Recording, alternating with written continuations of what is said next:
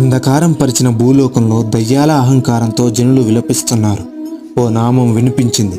కృష్ణాయ వాసుదేవాయ హరే పరమాత్మని ప్రణతః క్లేశనాశాయ గోవిందాయ నమో నమః. పిలిచింది మరెవరో కాదు, అది భూమాత పిలుపు. వేదాల్లో చెప్పినట్టు భూమాత గర్వించిన భూలోకం నరకంగా మారింది. కంసుడు, శిశుపాలుడు, దుర్యోధనుడు లాంటి అధర్మవంతుల నుంచి ప్రపంచం కంపించిపోయింది. ఆవిడ దేవేంద్రుల వద్దకు వెళ్ళి విన్నవించుకుంది. ఈ కష్టాలు తీరాలంటే పరమాత్ముడు స్వయంగా అవతరించాలని దేవేంద్రుడు అన్నాడు. ఆ సమయంలో బ్రహ్మ, శివుడు, విష్ణువు సమావేశమయ్యారు.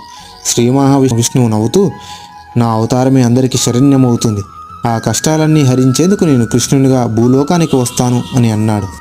శ్రీకృష్ణుడు జన్మించడమే ఈ మంత్రం ప్రథమ ఫలితం. వసుదేవుడు దేవకిని చిన్నారి కృష్ణుతో చూసిన ఆ క్షణం భూమిని మృదువుగా తాకిన దేవతల ఆనందమయ వర్షం. అదే ఈ మంత్రానికి జీవరూపం. కృష్ణ